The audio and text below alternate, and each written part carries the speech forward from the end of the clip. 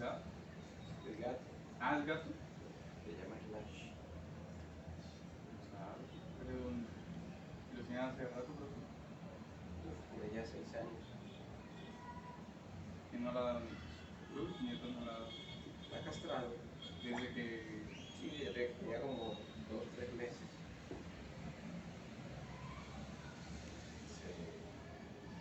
Siempre me han dicho a los bigotes. A la que yo tengo, eso no le gustaba. Arañaba todo cuando uno le agarraba los cabellos. No, a él le gusta.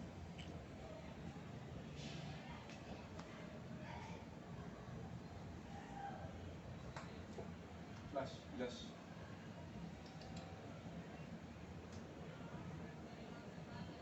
Tiene una serenidad, ¿cierto? Una tranquilidad que.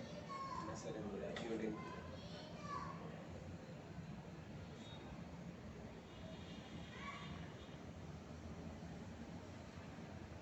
Nos esperemos unos segundos más mientras se conecta la gente e iniciamos con la presentación del libro.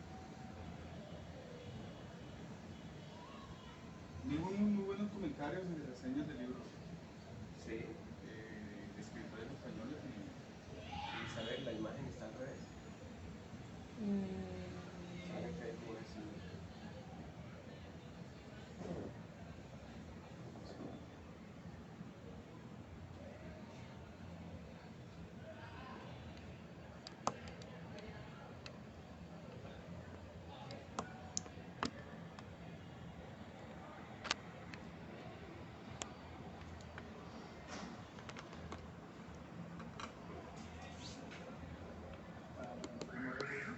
Estática.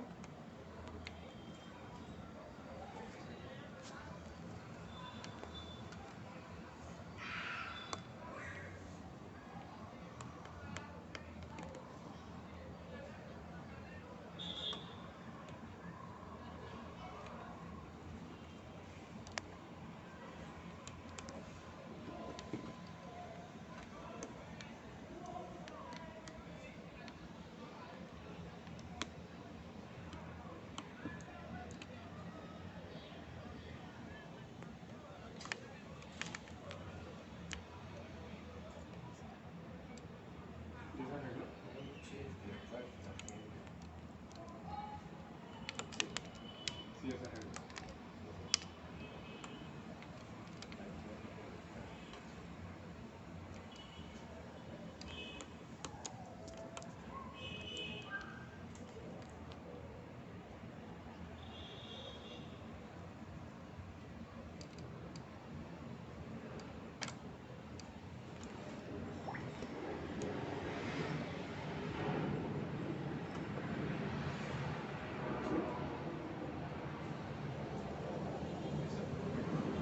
Muy buenas noches a todos nuestros seguidores de Independiente Cartagena. Le damos la bienvenida más a un nuevo ciclo de entrevistas exclusivas.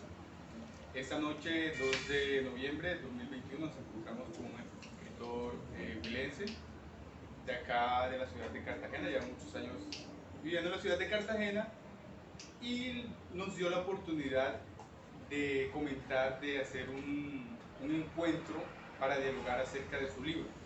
Dios puso una sonrisa sobre su rostro. Es un libro que ganó el Festival Nacional de la Novela José Eustaquio Rivera. Es un libro interesante que se ha lanzado en España, está haciendo su lanzamiento en España, y acá en Colombia se lanzó hace varios años, ¿cierto, profe? Sí. Sino que sacó una nueva edición como tal. Ya ha publicado 3 ediciones. Esta edición, que fue la edición ganadora de la Bienal como tal, en el año 2004. Esta edición que se publicó en Amazon, está disponible en Amazon, y hace 15 días se acaba de publicar una tercera edición con una editorial española que se llama Círculo Rojo. Esa es una editorial que publica tanto en papel como en formato electrónico, lo que se conoce como el ebook. Y la ventaja de una editorial como Círculo Rojo es que pone el libro en más de 100 librerías en España.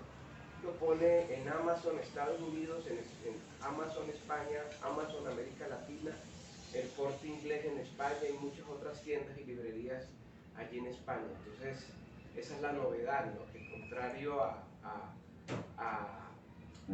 las maneras como se publicaban hace unos años, hace unos 5 Sí. años, 7 años, 10 años, pues ahora con toda esta era digital ha cambiado considerablemente. No, y las traducciones, antes se demoraba 2 meses, 3 meses en traducir un libro, antes unos 10 años, ahorita eso es inmediato, ya la traducción de un libro es prácticamente inmediata.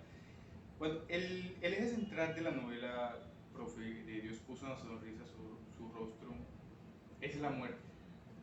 O sea, yo leí las reseñas y decían todos, el eje central es la muerte porque el autor enfoca la muerte desde una visión no occidental. ¿Cómo es la visión occidental de la muerte? Bueno, digamos que hay una mirada bastante trágica, bastante dolorosa en algunos países y en algunas regiones más que en otras, ¿no? Si uno revisa, por ejemplo, la manera como se relaciona la gente de Palenque con la muerte, se va a dar cuenta que es totalmente distinto, ¿no? Hay una festividad, hay una celebración, hay una serie de bailes, hay una serie de ritos para acompañar al difunto en ese tránsito y en ese viaje, ¿no? Entonces uno de los jurados se refería básicamente a ese concepto o a ese imaginario no occidental que justamente tiene más que ver con África, con esos rituales africanos, aunque la novela para nada toca ese tema, pero sí el protagonista tiene como una concepción, y no solamente el protagonista, ¿no? Sino también el narrador. Es una novela que está narrada en primera persona, pero el yo narrativo no tiene nada que ver con Winston Morales, es decir, el yo narrativo es un personaje que trabaja allí en la morgue y que lógicamente la novela nace a partir de una experiencia personal ya del autor, porque yo trabajé como jefe de prensa del Hospital Universitario Hernando Moncaliano de Neiva, ¿no? Hernando Moncaliano Perdomo. Entonces tuve mucho contacto con todo lo que fue el área clínica, el área administrativa y por supuesto la misma morgue del hospital, ¿no?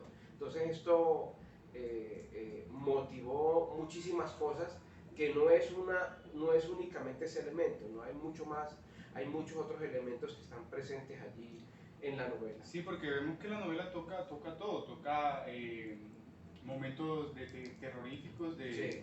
de terror Sí. también, atentados, entonces es una amalgama de encuentros y me puse a pensar, uno escribe sobre lo que sabe, sobre lo que vive, ¿cierto? Sí. Entonces, o sea, los colombianos o el escritor colombiano generalmente lleva el tema de la guerra en los poros y escribe sobre eso.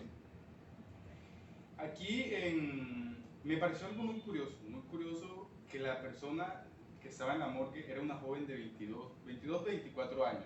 ¿Por qué ponerle una figura joven a la persona que muere? Y no ponerle una persona de 60 años que pues uno considera que estaba más cercana ya a la muerte como tal. Bueno, porque esa muchacha muere en el atentado terrorista del Club El Nogal. Y es una muchacha que está haciendo una maestría en Irlanda, tiene una degustación muy especial, una delectación muy especial por la música de Coldplay, es una aficionada Me de pareció Coldplay. también curioso eso. Cada capítulo de la novela es el nombre de una canción y el título mismo de la novela es el título de una canción de Coldplay. En ese tiempo, mi querido Jonás, en el año 2003, 2004, Coldplay estaba en pleno furor, estaba con sus primeras producciones, con sus primeros trabajos discográficos. Esta muchacha hace una maestría en literatura en Irlanda y le escribe unas cartas a su padre. De manera misteriosa, el cuerpo de esa muchacha aparece en la morgue con la maleta, con el maletín, y la muchacha perece. La muchacha perece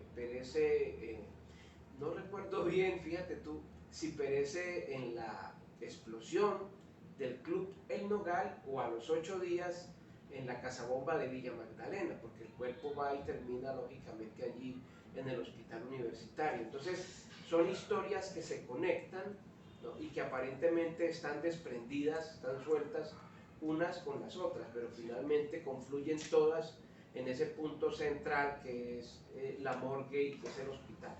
Eso me di cuenta, el libro toma un aspecto ultrahumano, un aspecto que va más allá de lo tangible y lo real, y entonces lo enfoca a uno a seguir leyendo como tal, porque si uno se pierde en la lectura, si uno se distrae, ya se desenfoca y puede perder como tal el hilo, porque toca muchos aspectos, como le digo, que no van enfocados en cosas materiales, toca de la muerte como tal. Ese tema de la muerte ha sido muy tratado por muchos escritores, ¿cierto? Sí. Desde Borges, bueno, se han visto que muchos escritores también se han suicidado por el mismo temor y pánico de la muerte.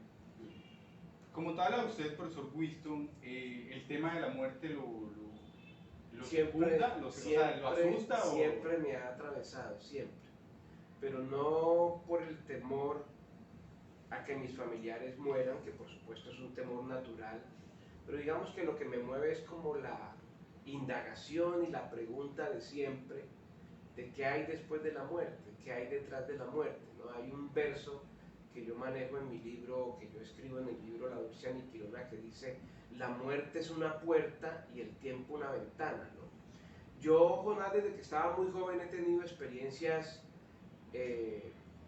no sé si llamarlas paranormales o metafísicas, pero desde muy joven tuve esa experiencia. Entonces digamos que desde niño he estado atravesado por fenómenos que me llevan a hacerme muchísimas preguntas. Y lo onírico también cumple un papel preponderante, un papel muy fuerte. Tú sabes que la Dulce Aniquilona es un personaje que nace de un sueño. Y cuando yo estaba pequeño, cuando yo estaba niño, tendría aproximadamente unos 5 años, porque mi hermano no había nacido y yo le llevo a mi hermano 6. Tendría entre 4 y 5 años. Yo recuerdo que dormía en medio de mis padres, de mi papá y de mi mamá. Estaba ese día durmiendo, seguramente tendría una cama, pero ese día estaba durmiendo en medio de los dos. A la medianoche, 1 o 2 de la mañana, no sé qué horas serían, yo me despierto con ganas de ir al baño. Era un niño, por supuesto que los niños no le tienen miedo a muchas cosas, ¿no? Porque desconocen eso justamente. Y cuando yo me despierto y paso por encima, no sé si de mi papá o de mi mamá, me encuentro con que hay un gato negro bebiendo los orines, porque en ese tiempo se ponían las bacenillas. Sí. Estoy hablando de hace 45, 46 años. Se usaban mucho las bacenillas, ¿no? Que se ponían debajo de la cama para ahorrarle a uno el ir al baño. Y el gato negro estaba bebiendo allí, y yo me acuerdo que con mucha naturalidad yo espanto al gato. El gato se sube como en una especie de mesón en la cocina y se va por las rendijas de un lavadero, del lavaplatos, o sea, se mete. Todo el mundo me dice: pero eso no es verdad, o sea, usted lo soñó. Yo digo: no, yo estaba despierto y es real, ¿no? Eso no era un gato, era un ratón. Bueno, pero los ratones yo no sé si brincan tanto. Era un gato, estaba seguro de eso. Entonces, digamos que esas presencias, hay un poema mío, por ejemplo, en donde yo hablo de espectros. Yo solía ver, por ejemplo, figuras, espectros, ¿no? Entonces, esas cosas lo marcan a uno de por vida, lo terminan a uno marcando, y sobre todo que lo terminan a uno revalorando muchas cosas, ¿no? Sobre lo real, sobre lo que es real, sobre lo que es tangible, sobre lo que es el tiempo, sobre lo que es el pasado. A veces pienso, por ejemplo, que nosotros, como pasa con las estrellas, ¿no? De cada 5 estrellas que tú ves en el cielo, varias de ellas ya no existen, ya desaparecieron. Y es la luz la que nos sigue llegando, ¿no? Pero que ella ya no existe. Y a veces yo pienso si la existencia misma no sería eso, ¿no? Ese destello que todavía permanece, que somos nosotros, pero que ya hace mucho tiempo dejó de existir, ¿no? Un poco lo que se maneja en la película Matrix y en todas estas películas que se han puesto tan de moda en los últimos años. Sí, bueno, como le decía, Borges también hacía referencia a eso y decía que la vida simplemente es un descanso que uno se toma en la eternidad del tiempo. O sea que por eso no hay que preocuparse mucho, porque simplemente todo es caos en el infinito, y la vida es como que ese descanso que nos damos. Hay un tema que todavía sigue siendo muy tabú acá pues, en Occidente, y es el tema de la necrofilia, que usted lo trata aquí. Sí. ¿Usted se sintió en conflicto al escribir? Porque claro, usted nació acá y todo, conoce cultura de Oriente, pero usted nació acá y su ideología sobre estos temas es arraigada acá. Al tratar estos temas como con una visión de Oriente, ¿se sintió en conflicto? ¿Se sintió esa problemática de tratarlos? No, no, porque yo siempre desde muy joven y gracias a la lectura, por ejemplo, Jonás, va a sonar bastante curioso lo que voy a decir. Yo era un niño cuando me enfrenté por primera vez eh, a un personaje que yo creo que me marcó muchísimo, sobre todo por su filosofía, por su perspectiva, que va a sonar gracioso e incluso algunos dirán que es tonto. Calimán.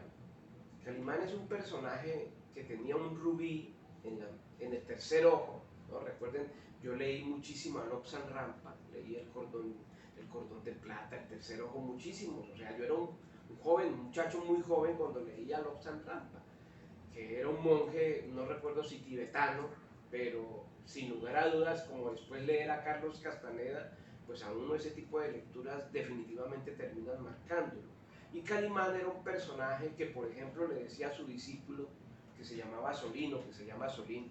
Ahora la Radiodifusora Nacional rescató la figura de Calimán. Calimán era un personaje que nosotros, los muchachos, nuestras madres, las empleadas domésticas, cuando prendíamos la radio, que en ese tiempo todo era la radio, no era la televisión, ni Spotify, ni Amazon Music, ni nada de estas cosas, era la radio, ¿no? Entonces escuchábamos a Calimán y además de escucharlo lo leíamos. Yo lo leía y me causaba mucha curiosidad su visión, ¿no?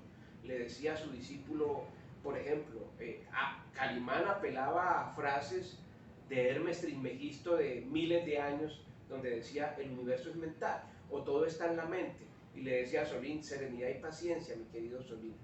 Me acuerdo tanto que tenía un enemigo y que la única manera de vencerlo era poner la mente en blanco, algo muy budista, ¿no? Algo muy oriental. Recuerda que los budistas dicen que hay que respirar en el estado consciente, hay que estar en el ahora, en el aquí, y ser consciente de todo lo que tú haces cuando estás comiendo, ser consciente. Entonces toda esa mirada y esa perspectiva y esa lógica de un personaje como Calimán, que se enfrenta a un muchachito de 7 u 8 años, porque esa edad tendría yo cuando mi papá llevaba los cómics, Arandú, que también era un indio, ¿no? O cuando nos hablaban de las mujeres estas amazonas, todas esas cosas definitivamente terminaron marcando a ese muchachito que después ya se acerca a Fulcanelli, a Lobsang Rampa, a Hermes Trismegisto y a muchos de estos teóricos y filósofos, ¿no? Que hablaban de cosas que no se manejaban en la academia, no se manejaban en la universidad, no se manejaban en la escuela. Los profesores aún no le hablaban de esas cosas. Entonces, de esas cosas me hablaban eran los libros y los libros básicamente, ¿no? Y los cómics. Entonces su enfoque, su mundo lo amplió fue a través de los libros como tal, o sea, se complementó como tal ese mundo suyo, y es lo que hoy vemos en Dios puso una sonrisa sobre su rostro a través de la necrofilia y todo el tema de la muerte como tal. Sí. Bueno, para Balzac la muerte era gorda. Balzac decía que la muerte de él la había gorda, una vieja gorda sentada en una mecedora.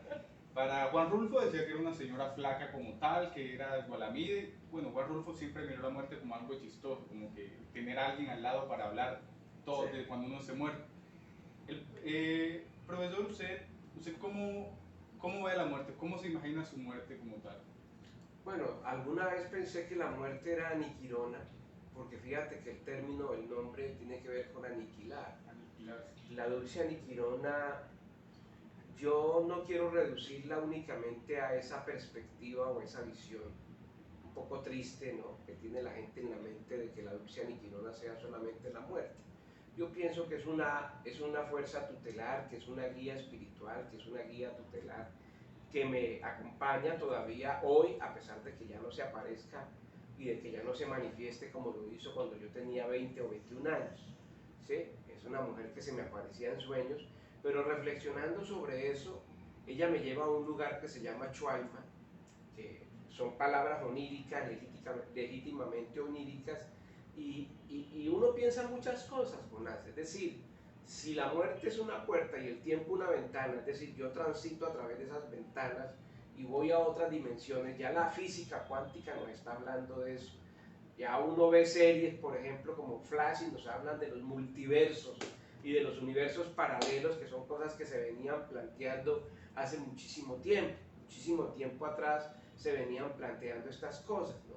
Einstein también lo pensó, y los agujeros negros, y la teoría o el argumento que hay es que uno atraviesa dimensiones a través de los agujeros negros, ¿no? Entonces yo pienso que Aniquirona no solamente es ese concepto de la muerte que tenemos nosotros, sino un ser espiritual, una guía tutelar que está al otro lado, ¿no? Que está en la otra orilla, que es seguramente una orilla a la cual yo puedo acceder mientras duermo, porque cuando uno duerme definitivamente uno viaja, definitivamente uno se desdobla, no es únicamente el sueño con el ánimo de que el cuerpo descanse, ¿no? Yo creo incluso, Jonás, que uno aprende cosas mientras duerme y que a uno le revelan información mientras duerme. Y hay muchos datos de eso, ¿no? Los sueños de Leonardo da Vinci cuando despertaba, o las composiciones de Franz Liszt cuando despertaba, o de muchos creadores del conocido surrealismo,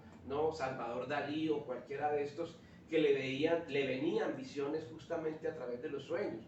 El caso de Liszt, por ejemplo, que se despertaba a escribir, o el caso del mismo Leonardo da Vinci, está documentado en muchísimas bibliografías, muchísimos libros, muchísimas series. Entonces, así como le pasaba a ellos, a mí también me pasó, ¿no? Y me encontraba con este personaje que me dictaba versos que yo escribía. Entonces, ¿será que hemos perdido un poquito el enfoque de restarle, de darle importancia a los sueños como tal? Es decir, tanta bulla, tanto entretenimiento, mucho ruido, que hay mucho ruido, ¿sí? Mucho ruido. No nos sentamos y pensamos en los sueños que tenemos, ¿será? Es que hay mucho ruido y hay mucha distracción, lo que yo siempre he dicho sobre los cantos de sirena. El otro día escuchaba una conferencia de Gustavo Álvarez Gardiazabal y decía, donde yo hubiera tratado de escribir ese libro, Cóndores no entierran todos los días, en este momento hubiese sido muy difícil para mí, porque hay muchos distractores. La política, las redes sociales, la televisión, la radio. En los tiempos, por ejemplo, que tú citabas a Juan Rulfo, las cosas no eran tan complejas como lo son ahora. Entonces hay muchos distractores y el ser humano, Jonás, se olvida de sí mismo, se olvida de su voz interior, de su yo interior. Por eso es tan importante la desconexión. Yo hace 2 días, 3 días estuve en un retiro budista y se concentró básicamente en eso, en el silencio. En el silencio, en la capacidad de ser consciente de nuestras respiraciones, de nuestros pensamientos, desconectarnos de la tecnología, escuchar esa voz interior que nos quiere decir. Y el ser humano se ha olvidado de ser humano, O sea, estamos tan afanados, tan apresurados, precipitados por responder a las exigencias globales, mundiales, materiales, capitalistas, de consumo, que a uno se le olvida vivir. A uno se le olvida vivir y por supuesto que se le olvida soñar. Hoy todo el mundo quiere tener. Y fíjate que es una pregunta que se hacía el mismo Shakespeare o el personaje de Shakespeare, ser o no ser. Y en esta medida, en este orden de ideas, ¿qué ser podemos ser nosotros ahora si estamos sumergidos todo el tiempo en el Facebook, en el Instagram, en Twitter, en las fake news, en las noticias que hay que leer? Miren, o sea, estamos atiborrados de ruido, entonces nos salimos del centro y nos desconectamos con el centro. Y ese es el gran problema que vive la humanidad, una humanidad totalmente tecnificada, pero fría, una humanidad totalmente desconectada de la humanidad misma, del humanismo mismo.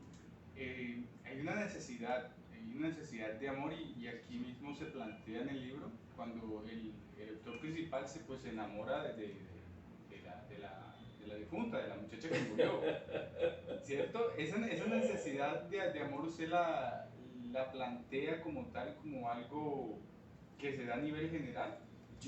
Para mí el amor es muy importante, y el amor con calidad, ¿sí?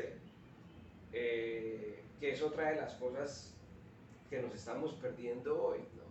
Fíjate que Zygmunt Bauman, este gran filósofo polaco, lo trata en muchos libros, concretamente en la modernidad líquida. La gente ya no quiere tener vínculos, ¿no?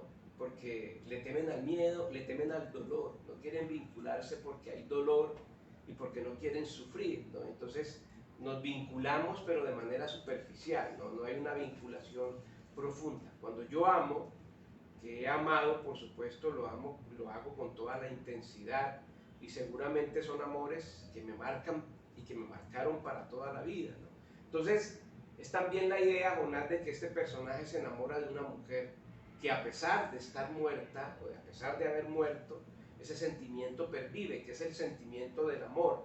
Más allá, porque no hay necrofilia en el sentido físico, no la hay, es un hombre que le admira sus pies, que se enamora de ella por lo que escribe, en fin, esto es un asunto que siempre me ha marcado. Yo cuando era muy joven, cuando estaba en la Tadeo Lozano estudiando, escribí un cuento que yo definitivamente rompí porque no me gustó, que se llamaba La muerte del violín, ¿no? Hay un personaje que va al cementerio y se enamora de una difunta que, entre otras cosas, fíjate, Jonás, que también lo aborda Saramago en un libro que yo les recomiendo, que se llama Todos los nombres. Es un libro maravilloso. Es un hombre que trabaja como en un archivo y se encuentra allí con una carta. Bueno, Saramago también juega mucho con eso en las intermitencias de la muerte. Me pareció curioso, ¿sí? Porque la muerte se enamoraba. La muerte se enamora del músico, decide no llevárselo, decide personificarse en una mujer muy joven y bueno, Saramago lo toca de manera bellísima. Yo creo que uno de los mejores libros de Saramago es Todos los nombres. Es un libro bellísimo, monumental y bueno, yo también he tenido mucho no digamos esa fijación, ¿no? Sino más bien como ese imaginario alrededor de todo este tema tan interesante de la muerte. Es que resulta muy interesante y resulta infinito su investigación, porque en realidad no se sabe nada de la muerte, todo lo que se sabe es especulaciones acerca de ella, de qué es, que hay más allá como tal. Aunque hay, claro, hay religiones que tocan mucho más la muerte, que a través de la meditación hace un proceso de sacar el alma del cuerpo, sí, y ven una visión diferente como tal de la vida y de la muerte. Hay un libro muy interesante que se llama Muchas vidas, muchos sabios, que ahora mismo no recuerdo el autor. Es un médico que habla de experiencias de gente y concretamente con unas de niños que aseguran haber vivido en esa casa, por ejemplo, ¿no? Y se da el caso de niños que ya vienen con una aptitud aprendida, por ejemplo, en el campo de la música, en los terrenos de la música, y que eso explicaría, por ejemplo, una figura como Mozart. Bueno, también cabe la genialidad, pero una figura como Mozart que empieza a tocar y a componer desde los 4 años de edad, lo mismo que Beethoven y muchos de estos grandes músicos. Y este autor, que ahora mismo no recuerdo el nombre, por ejemplo, fíjate que el Dalai Lama, se dice también eso, ¿no? Que el Dalai Lama sabe antes de morir dónde va a reencarnar y deja los datos precisos del lugar donde va a reencarnar. Entonces son cosas que a uno sin lugar a dudas no dejan de sorprenderlo. Hay miles de documentos de personas que han visto el túnel, que han atravesado el túnel, que se han regresado, o incluso de personas que tienen contacto con los muertos, o de esos muertos que vienen y se aparecen en sueños. Bueno, hay una sociedad que se llama la Sociedad Espírita, ¿no? Yo tengo por acá todos los libros. Eso le iba a preguntar. Acá está, por ejemplo. ¿Qué autores, qué escritores? Sí, yo tengo toda la literatura de Allan Kardec, perdón, el libro de los medium, por ejemplo, todos estos libros, que son los que fundamentan la Sociedad Espírita, por ejemplo. Allan Kardec, el libro de los espíritus, ¿no? Entonces hay mucha documentación, hay mucha literatura, hay mucha biografía que habla justamente de eso, y eso está, por supuesto, en las grandes obras de literatura. Recordemos que en Shakespeare, por ejemplo, en El Rey Lear, en Macbeth, en Hamlet, siempre hay como esa presencia de lo fantasmagórico y del padre que viene después de la muerte a dar un mensaje, o en fin, ¿no? Pero incluso en los hermanos Grimm, sí, en esos cuentos infantiles que uno mira los sábados en la televisión. Ahí claro, se habla desde los cuentos infantiles hasta Muchísimo. Fausto, mejor dicho, Fausto de Goethe, Camus. Fausto de Goethe, imagínate.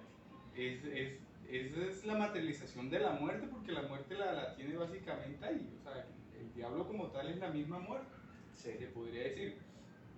Profe, bueno, aquí ya mirando un poquito más el libro de Dios puso una sonrisa sobre su rostro, tiene 108 páginas, por lo que pude ver. Sí. ¿Qué pueden encontrar las personas que se animen a leer el libro aquí? Así a grosso modo, claro. Bueno, es un libro que toca temas concretos, específicos, que tienen que ver con esa violencia, como tú lo dices, que ha marcado al país. Yo tuve que hacer todo un trabajo de indagación y de investigación, sobre todo con la gente que fue a la Casa Bomba. Como les dije hace un momento, hubo muchas cosas que me motivaron a escribir el libro. Una de ellas el haber trabajado en el hospital universitario y ver, por ejemplo, un día, porque yo entraba por el parqueadero del hospital, ver en un cuarto, que era el cuarto frío, la puerta medio abierta porque la nevera estaba dañada. La nevera duró como 3 días dañada, donde se metían los cuerpos. Y vi una mesa enorme con unos cadáveres encima de otros, y eso a mí me marcó muchísimo, ¿no? Porque ahí me empecé a hacer muchas preguntas que nunca he dejado de hacerme, ¿no? Sobre esas personas que habían fallecido, cómo fallecieron, quiénes eran, si era de la alta sociedad o si era por el contrario. ¿Por qué la pregunta de la alta sociedad? Porque ahí terminaba todo y todo confluía allí, ¿no? El ego, la vanidad, toda la prepotencia, la arrogancia, todo eso se iba para el piso porque estaban allí expuestos, ¿no? Y la otra situación que me marca es que una vez yo estaba en la casa, muy temprano, eran como las 5 de la mañana, cuando sonó una explosión muy fuerte y del lavadero, del lavamanos, del lavaplatos salió tierra de la explosión tan fuerte, y al momentico escuchábamos ya las ambulancias. Fue el caso de la casa bomba. En esa casa bomba murieron muchísimas personas. Murieron agentes de la SIJIN, murieron unos investigadores, unos muchachos que iban para el colegio, murió muchísima gente, más los habitantes, por supuesto, del sector. Y para poder escribir la novela, hablé con alguien que trabajaba en una funeraria, no te voy a decir el nombre de la funeraria, y le dije: cuando usted vaya a hacer el proceso de la tanatología, me llama para yo ver todo eso, quiero verlo, ¿sí? Y claro, en efecto, nos llamaron como a las 2 de la mañana, y yo fui hasta allá, hasta la morgue, hasta la funeraria, y estuve pues como espectador de todo lo que fue el proceso, ¿no? Y era una señora de aproximadamente unos 70, 72 años, y eso también me causó mucha curiosidad, ¿no? Porque era una mujer que podía ser de lo que fuera, podía tener las familias que tuvieran, pero en ese momento el cuerpo desnudo de ella sobre la mesa estaba allí, a la merced del Señor que hacía todo el proceso de la tanatología, ¿sí? De abrir la vena femoral, de meter por allí la manguera, de llenarle todo el cuerpo de formol, de hacer una incisión a la altura del ombligo y meter otra manguera para extraer todos los líquidos. O sea, yo duré aproximadamente unos 4 días, 5 días que no podía dormir ante esa visión, no digamos macabra, ¿no? Sino más bien un poco desoladora. Sí, podría decir. Y después de hacer todo eso, el Señor se encargaba de tapar todos los orificios, ¿no? Llenar los oídos de algodón, las narices de algodón, la boca, coserla, maquillarla, ponerla bonita para la última fiesta, ¿no? Para el último festín, que era cuando ya la entregaban a la familia para que pues le dieran su sana sepultura y sus novenarios o sus misas mientras la veían allí en los 3 días o los 2 días o el día y medio que iba a durar en la morgue. Entonces son muchísimos elementos, Jonás, a los que yo tuve que acercarme para poder escribir esa novela. o sea, toca muchos aspectos como tal, no solo de personales, sino que se identifica uno, porque bueno, dicen que uno cuando lee un libro es muy fácil identificarse con el libro como tal. Entonces uno lee y se identifica con muchos aspectos. Hay cosas muy, ahorita que estamos atravesando la pandemia, Sí. sobre la depresión, sobre la soledad, todos esos temas que han pululado mucho. El personaje es un personaje que no tiene un buen matrimonio, porque la mujer es una mujer que lo cuestiona y lo critica mucho. Lo cuestiona por trabajar en el lugar en el que trabaja y por muchas otras cosas, ¿no? Hay unas historias alternas de una profesora mayor que tiene una relación sentimental, emotiva, erótica con un muchacho muy joven. Hay muchas cosas, hay muchos elementos y lo interesante, vuelvo y te repito, es que está narrada a través de cartas, unas cartas, o sea, o está alternada más bien con la voz del personaje, del narrativo, del yo narrativo, acompañado de una serie de cartas, ¿no? Y las conexiones que hay con la música de la banda Coldplay. Hay varios textos, por ejemplo, Kafka también cuando le escribía la carta al padre era un texto narrado. Derek Caicedo también, bueno, que se suicidó también, toca un libro donde durante todo el libro se narran cartas como tal.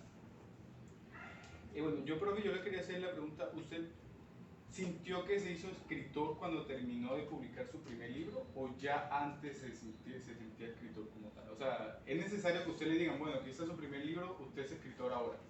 ¿O una persona puede considerarse escritor en el mismo momento que empieza a escribir o ya cuando publica? Bueno, yo comencé a leer desde muy joven. Recuerdo mucho que estaba como en segundo, tercero de primaria cuando una profesora nos puso a leer un texto que yo hoy por hoy sé que era un poema, pero en ese tiempo pues uno de niño no leía, pero no sabía qué eran los géneros literarios ni nada de eso. Pero recuerdo tanto, tendría yo aproximadamente unos 7, 8 años, que me llamó poderosamente la atención la musicalidad, ¿no? La musicalidad de las palabras, la música que se generaba a partir de las palabras, y eso a mí me impactó mucho. Y mi padre y mi madre, bueno, mi madre es pedagoga, era profesora, ya se pensionó, y mi padre era muy buen lector, entonces él compraba muchísimos cómics. Yo empecé fue leyendo cómics, Arandú, Calimán, El Santo, El Llanero Solitario, Lágrimas y Risas, Memín, Condorito, en fin.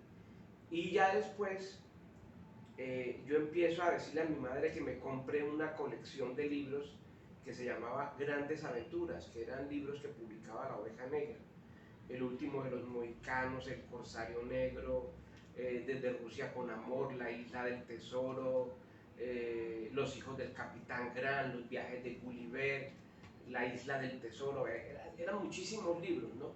Entonces, cuando uno está niño, Jonás, uno piensa que esos seres son seres especiales, que son seres maravillosos, que son seres de otro mundo y que están todos muertos, ¿no? Cuando ya uno empieza a hacer conciencia de eso y dice, hombre, yo también quiero escribir, ¿no? Y seguramente lo primero que uno escribe, pues, son cosas muy mal hechas, muy mal escritas, muy mal redactadas, pero ya era como decía Cavafis en un poema, el primer peldaño, ¿no? Escribir las primeras líneas. Ya uno, lo que pasa es que la escritura para mí fue un ejercicio bastante íntimo, muy íntimo y a veces vergonzoso, entonces yo no quería que nadie leyera lo que yo estaba escribiendo, yo lo mantenía escondido. Solamente fue hasta el año 1995 que yo me gano una mención de honor en un concurso, me atrevo a mandar eso a un concurso, que me hago consciente, digamos que yo escribía, pero a partir de de ese reconocimiento, como de ese aval que me daba un jurado, ¿no? Que fue una mención de honor, ni siquiera fue un primer puesto ni un segundo puesto, no, una mencioncita de honor, pero era como que le dieran el visto bueno. Yo tomé conciencia y yo dije, yo quiero esto para mí, y fue en el año 1995, pero yo venía escribiendo, como te digo, yo soñé con Aniquirona en 1990, yo venía escribiendo desde mucho tiempo atrás, pero fue en el 1995 que yo me hice consciente y que dije, yo quiero ser escritor, y asumí eso ya de manera abierta y de manera pública, y empecé a mostrar y se empezó a publicar en periódicos y en revistas, porque ya tomé conciencia de lo que yo quería, de lo que yo deseaba para el resto de mi vida. Y ¿usted siente que es más complicado ser escritor hoy, hace unos 30 años, 40 años? ¿Es más difícil o No, hay más temas siempre han de existido complicaciones, siempre. Yo he leído, por ejemplo, la historia, como te decía hace un momento, de Rulfo, de la tristeza y del enojo y de la molestia que le daba a Rulfo cuando veía en la librería que estaban los ejemplares de Pedro Páramo ahí completos. Y él, y Balzac, por ejemplo, y Flaubert, y muchos se quejaban justamente de eso, ¿no? De que los libros no circulaban, de que era muy difícil, pero afortunadamente tuvieron la respuesta, no sé si tardía, de un público, pero las dificultades siempre han existido. Yo creo que el problema de la época actual son los distractores de los que te hablaba, los cantos de sirena, porque son muchos, muchos, muchos. Y lo otro, no voy a decir que antes la gente leía más porque es mentira. Acuérdate que desde la época del filósofo Diógenes, pues él andaba con el quinqué, busca un hombre, busca un hombre, busca un hombre, desde la antigua Grecia buscando un hombre porque sabía que los valores humanos, decía Diógenes, se habían perdido. Si eso pasaba en la época de Diógenes, pues pensemos lo que podía pasar en épocas posteriores y más en estas épocas. Entonces uno no puede decir, no, es que ahora la gente lee menos. Sí, claro que lee menos, pero el asunto de la lectura no es un asunto que haya sido de mayorías, nunca, nunca. Bueno, seguramente la gente lee prensa para estar informada, periódicos para estar informada, pero siempre la gente que se acerca a la literatura y más a la poesía siempre será una minoría. Hay gente, y lo sé, que nunca en su vida ha leído un libro y que no le interesa leerlo, que no le interesa. Yo he estado en muchos países del mundo en donde la gente sabe muy poco de lo que se escribe. Es mentira también este asunto de la globalización y que las redes sociales permiten que haya más conexión. Es mentira. Yo he ido a muchos países en donde la gente no sabe. Alguna vez pregunté en la Universidad de Merrimack en los Estados Unidos, en la Universidad de Salem, ¿qué saben de Colombia? Y nadie decía nada. Pablo Escobar. Sí. Y me pasó también en Polonia, ¿qué saben de Colombia? Pablo Escobar, o sea, Shakira, bueno, por lo menos Shakira, ¿no? Pero es como si yo te preguntara qué se está produciendo ahora mismo en la China, o qué se está produciendo ahora mismo en Corea, o qué se está produciendo ahora mismo en Chile. No tenemos información de los otros, ni siquiera de Barranquilla, hay una desconexión muy grande y yo creo que siempre ha existido. De modo que las dificultades siempre han estado presentes, en el pasado y en el presente también. Profesor decía que ha ido a muchos países, me imagino que pues en calidad de visitar y en calidad de escritor también, ¿cierto? Casi siempre en calidad de escritor. Cuando se dice, no, colombiano, lo persigue esa figura de Gabriel García Márquez, lo relacionan, o sea, como que buscan algo de Gabriel García Márquez. Yo compré una novela de Gabo en Polonia. Acá hay es una verde. Sí, acá está, es un nombre ahí polaco. Bueno, esa la compré en Polonia. Yo sentí muchísimo orgullo y muchísima alegría, por supuesto que no la he leído. ¿Pero está en polaco? Sí, está en polaco, mira. Totalmente en polaco. Sí, es una edición que yo compré y sentí mucha alegría de encontrarme a García Márquez, ni siquiera en Varsovia ni en Cracovia, que seguramente está. Lo encontré en una ciudad pequeña, creo que es la ciudad donde nació la premio Nobel polaca última del 2018, que se llama Olga Tokarczuk. La compré allí, en una ciudad pequeña. Las ciudades polacas están muy cerca unas de otras, ¿no? Porque es un país que no es tan grande. Y ver ese nombre. Y claro, yo no lo pensé dos veces, compré el libro y tengo mucha literatura. Tengo por ahí libros de Wisława Szymborska también en polaco y de Alina Poniatowska también en polaco. Hay muchos libros que por supuesto no los voy a leer, pero que los tengo por ¿Y este cuál es, por cariño. Ese es 100 años de soledad. Esto polaco se llama. Sí, 100 años de soledad. Pero bien, o sea, como les digo, no lo persigue esa figura, no lo relaciono mucho con García Márquez cuando viaja. Lo que pasa es que vuelvo y te repito, un público, hay una minoría para la literatura, hay una minoría y concretamente también, a pesar de que hay pueblos que leen más que otros, Polonia es un país que ha dado seis premios Nobel de literatura, ¿sí? Czesław Milosz, Wisława Szymborska, Olga Tokarczuk, Peter Singer, es decir, ha dado muchos premios Nobel de literatura y ha tenido candidatos, ¿no? Candidatos a Nobel de literatura.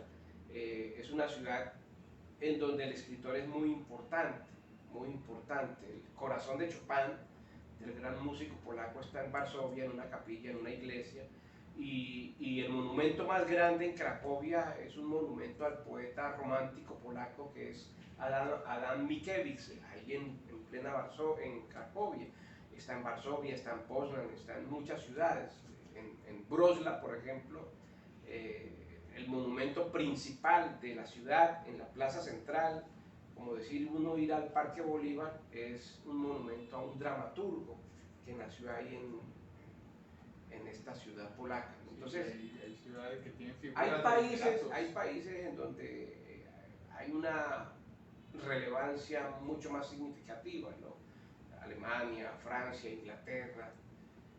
Yo creo que a nosotros nos falta muchísimo sentido de pertenencia en ese sentido, no solamente a Colombia en términos generales, sino a Cartagena, porque Cartagena ha tenido muy buenos escritores, sí, muy buenos poetas, y bueno, salvo allí en el Parque del Manglar donde hay algunas figuras, pero debería estimularse muchísimo más eso. Creo que a nosotros como país nos falta mucho eso. A mí me parece curioso porque todos los turistas van aquí al monumento de las botas Díaz, pero como que nadie sabe quién fue Luis Carlos López.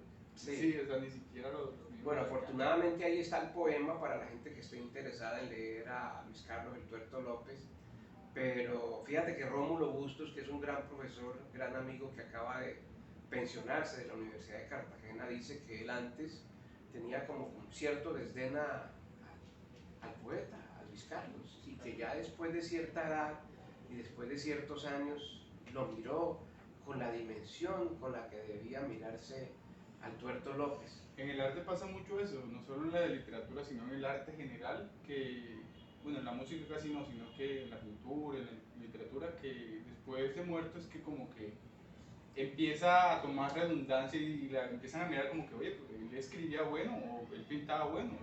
El Van Gogh. Van Gogh, que solamente vendió 2 cuadros y se los vendió a su hermano Theo y murió en la miseria.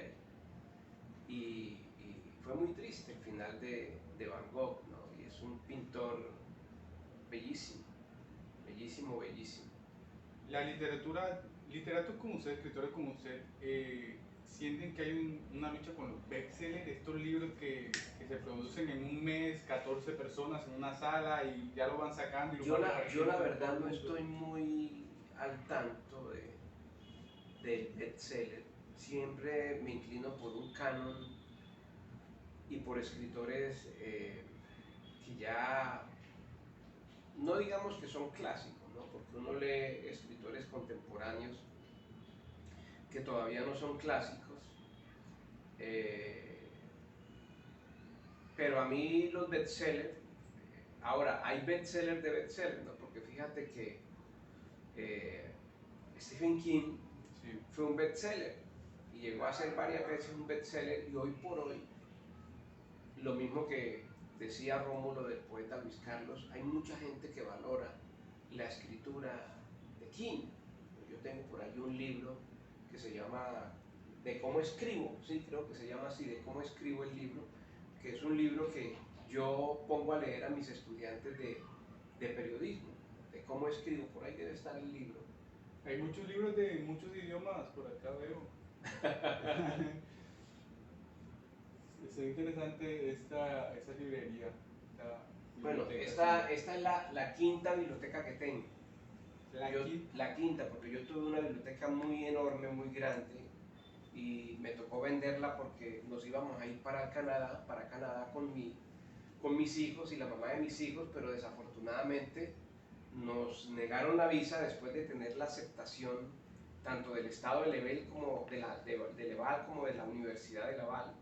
Teníamos la aceptación y nos negaron la visa. Entonces esa primera biblioteca, una biblioteca enorme, grandísima, bellísima, Ya después de esa biblioteca compré otra y a raíz de la separación con la mamá de mis hijos, yo les dejé a ellos esa biblioteca, se las dejé y me quedé con unos pocos libros y después compré otra biblioteca y esta es como la tercera, como la cuarta biblioteca.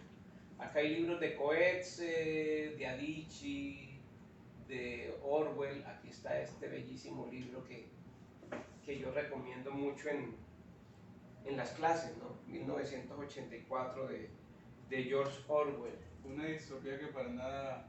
Que ya no es distopía, que ya no es distopía.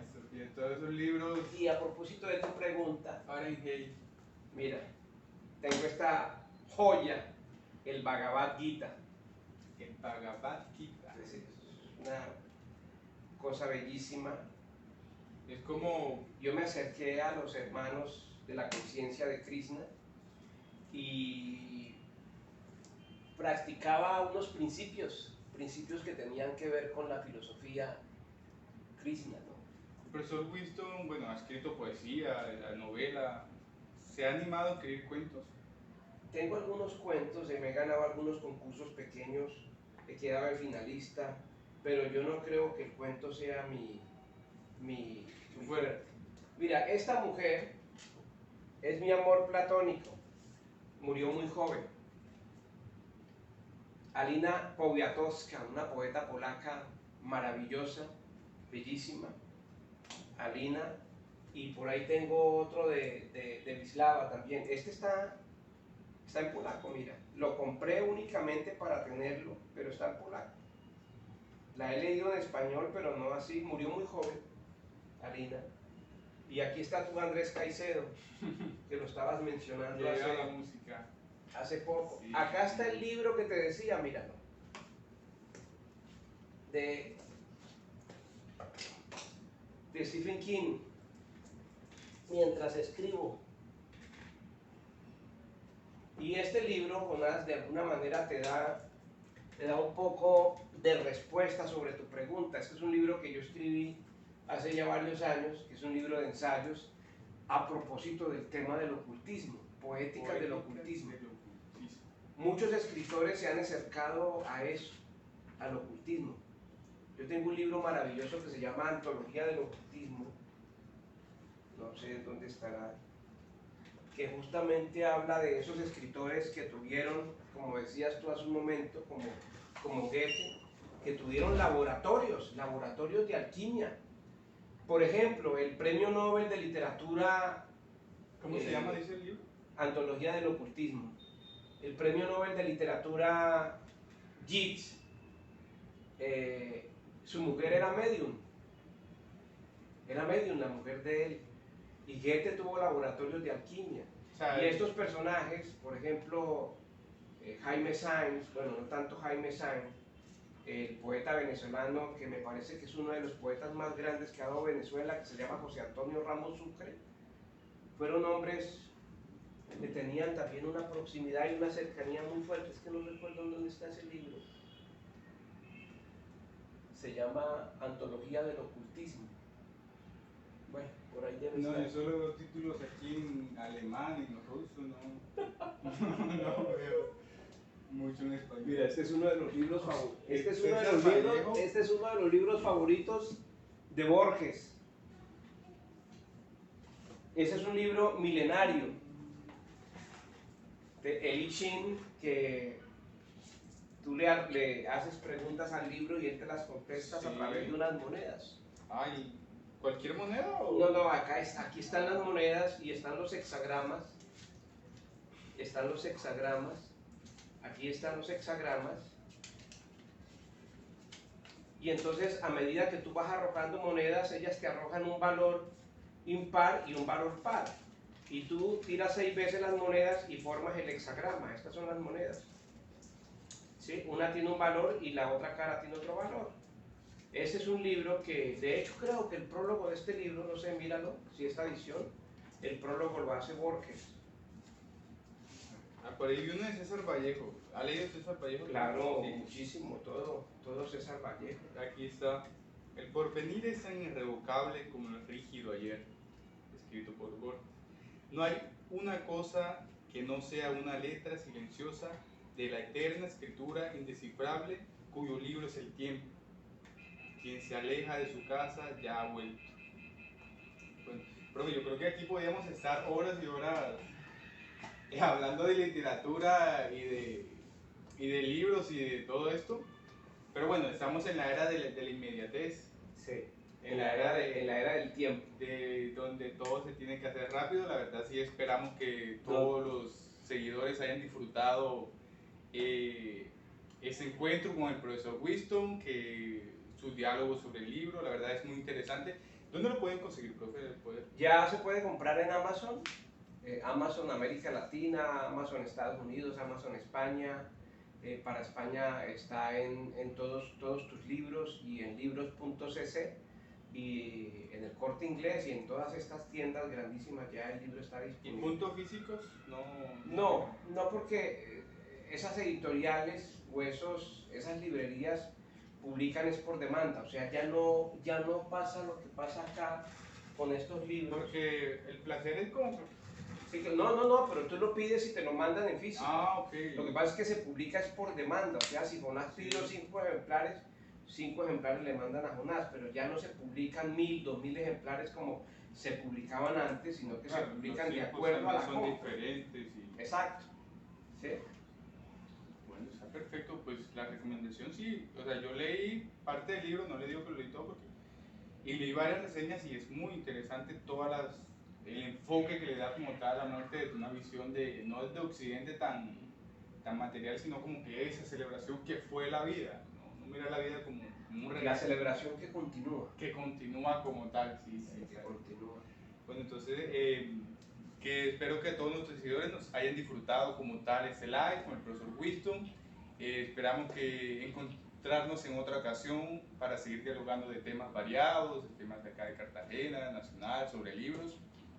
Y profe, un placer tenerlo acá nuevamente. Muchas gracias a ustedes, a los amigos de Independiente Cartagena, a Elizabeth, a ti Jonás, a Rubén y a todos los amigos del equipo de Independiente Cartagena. Bueno, muchas gracias a todos.